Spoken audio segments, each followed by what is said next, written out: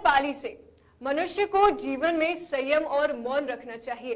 दीवान माधव सिंह आईपत के धर्मगुरु दीवान माधव सिंह ने उत्तर भारत की यात्रा कर लौटने के बाद हमारे संवाददाता लक्ष्मी नारायण मालिक थे खास बातचीत की।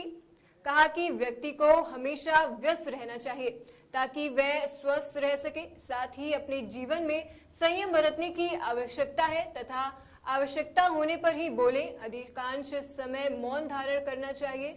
आपको सुनाते हैं दीवान माधव सिंह की जुबानी।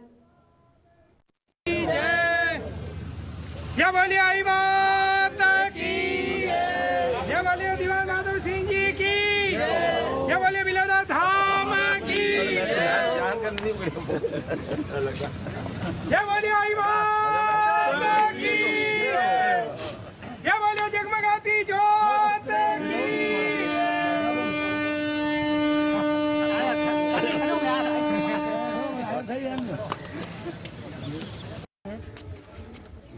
हाँ सर, किस तरह की आपने यात्रा की, क्या यात्रा का उद्देश्य था, क्या संदेश?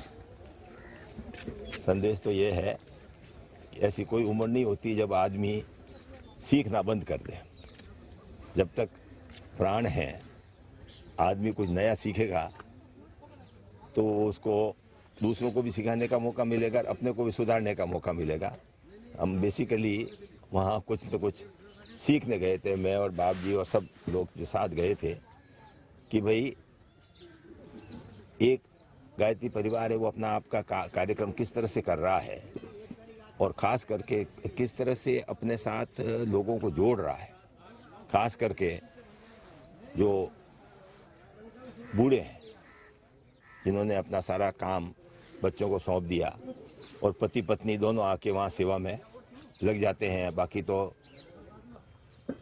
पति पत्नी गए घर पे, चाहे दिन भर टीवी देखो और मोबाइल को इधर उधर करो या अखबार करो, इसके सिवाय कोई काम नहीं है। तो फिर कुछ सीखा, जिसमें एक बात ये सीखी कि बहुत दिन खाना बढ़िया खा लिया, अब तेल और मसाला बंद। हल्का जितना खाना खाओगे उतना शरीर स्वस्थ रहेगा, उतने शरीर में एक्टिवनेस बढ़ी रहेगी। और फिर हम लोगों ने खास करके वहाँ 5 दिन मौन रखा। 1 घंटे मौन रखना भी बड़ा मुश्किल होता है, तो पहले डर रहे थे कि 5 दिन मौन कैसे रहेगा, पर सब लोगों ने 5 दिन, जरूरी था जब हम भी नहीं थे साथ और कई लोग थे, और अगर कोई आवश्यक ही होता तो इशारे से अपना काम कर लेते, और अति आवश्यक होता जो समझ में नहीं आए तो जैसे कि मैं ऊपर गया तो हमारे कमरे में से दरवाज़ा किसी ने बंद कर दिया। हमारे माठ साहब बाहर ही रह गए बाथरूम की तरफ। मैं यूं ही गया उधर देखने के लिए तो माठ साहब खड़े हुए बाहर, तो नीचे से वो चिटकनी खोलनी थी। अब मैं किसको समझाऊं, मैंने इस दिलीप को बुलाया तो उसको समझाऊं कैसे कि नीचे जाके चिटकनी खोल। तो मैं उसको वहाँ ले गया, खुद जाके मैं माठ साहब को दिखाया, मैंने कहा ये खड़े हुए बाहर, तो जाके भग के तो ये हमने देखा कि 5 दिन के मौन ने अपने अंदर की शक्ति को भी बढ़ाया।